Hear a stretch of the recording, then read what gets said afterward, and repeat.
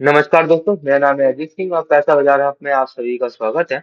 आज हम बात करने वाले हैं सेगा इंडस्ट्री के बारे में। सबसे पहले जानेंगे रिसेंट फाइनेंशियल परफॉर्मेंस कैसी कंपनी की, फिर कंपनी के फाइनेंशियल स्टॉक परफॉर्मेंस देखेंगे, बिजनेस मॉडल की बात करेंगे, फाइनेंशियल मैट्रिक्स और परफॉर्मेंस की बात करेंगे, वैल्यूएशन देखेंगे और फिर फाइनल व्यू।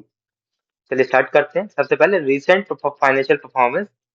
पिछले 9 महीनों की ग्रोथ देखें तो रेवेन्यू इनका 1210 करोड़, अप्रोक्स 6% की ईयर ऑन ईयर बेसिस पर ग्रोथ है।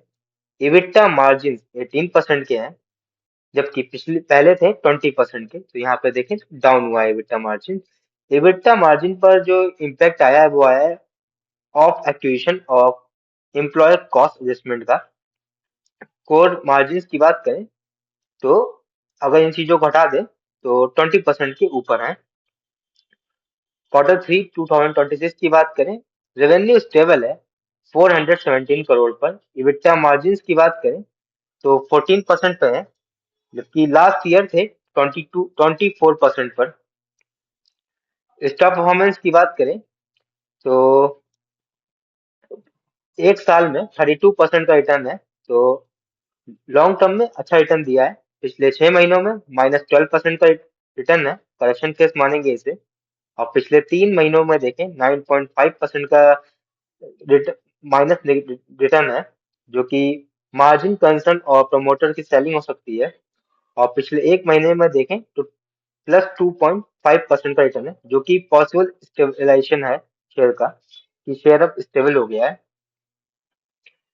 सेगा इंडस्ट्री की बात कर लें तो इसकी स्टेब्लिश हुआ था 1976 में। ग्लोबल प्लेयर है मिनरल बेनिफिशियरी में और माइनिंग कंज्यूमर में। टॉप ग्लोबल प्रोड्यूसर में आता है पॉलीमर बेस्ड मिल लाइनर में। स्ट्रॉन्ग प्रेजेंस है रिकरिंग और क्रिटिकल माइनिंग प्रोडक्ट बिजनेस में। फाइनेंशियल मैट्रिक्स की बात करें तो मार्केट कैप है 13,216 करोड़ की। करंट प्राइस है 1,759 का।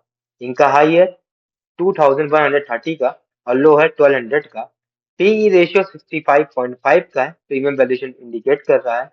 बुक वैल्यू है 196, 9 टाइम्स अपनी बुक वैल्यू के ट्रेड कर रहा है। Return on capital employed 17.8%, return on equity 15.5%, dividend yield 0.11%। Financial performance देखेंगे पिछले 5 साल की। रेवेन्यू 806 करोड़ से 1639 करोड़ में पहुंच गया है 2025 में, जो कि स्ट्रॉन्ग एक्सपेंशन को इंडिकेट कर रहा है। ऑपरेटिंग मार्जिन की बात करें तो स्टेबल है 19 से 24% की रेंज में। नेट प्रॉफिट इनका है 2021 में था 136 करोड़, वहीं 2025 में हो गया 200 करोड़। कंसिस्टेंट प्रॉफिटेबिलिटी इंप्रूव हो रही है कंपनी की। प्रॉफिट ग्रोथ की बात करें तो 24.8% सीएजीआर से ग्रोथ हुआ है पिछले 5 साल में। ईपीएस के माध्यम से समझते हैं 2021 में एक शेयर धारक 23.68 रुपीज कमा रहा था, वही शेयर धारक 2025 में कमा रहा है 30.08 रुपीज पर शेयर। ओवरऑल बात करें स्ट्रॉन्ग रेवेन्यू है, ग्रोथ है, स्टेबल मार्जिन है पिछले 5 साल में। कंपनी की स्ट्रेंथ की बात करें पिछले 5 साल की प्रॉफिट ग्रोथ हुई है 24.8% सीएजीआर से। स्टेबल है ऑपरेटिंग मार्जिन 20 से 22% के।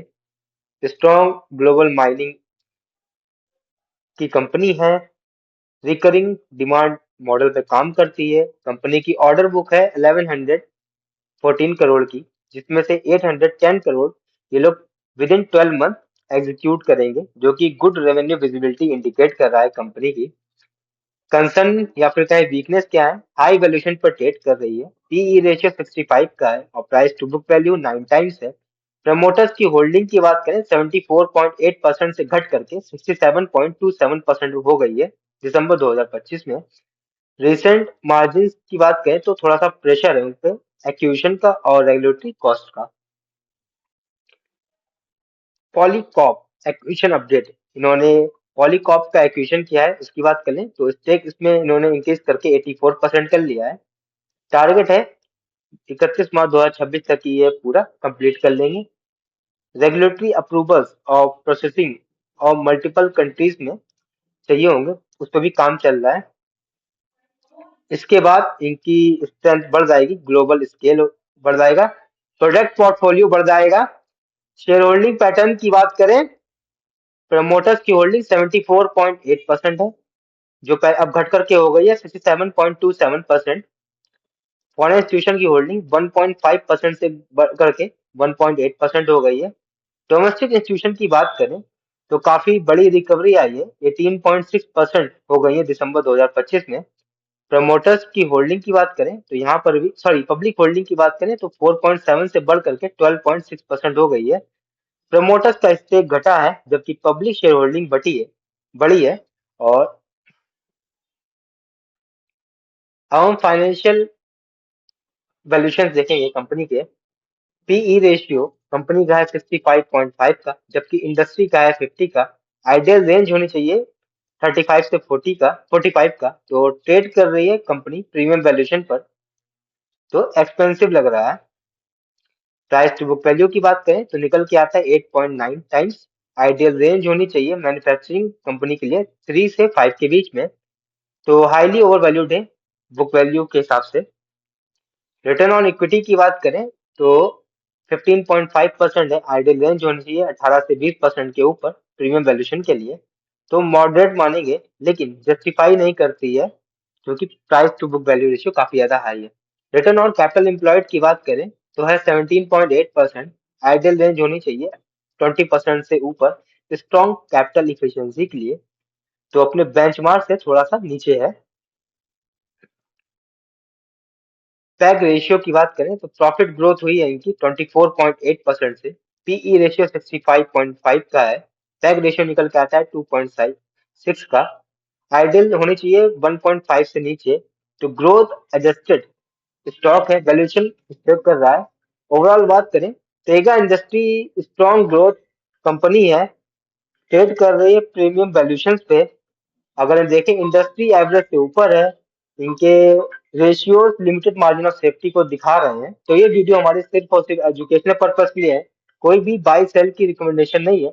कोई भी निवेश करने से पहले अपने वित्त सलाहकार से बात करें। अगर वीडियो पसंद आया तो लाइक करें, शेयर करें, सब्सक्राइब करें। धन्यवाद।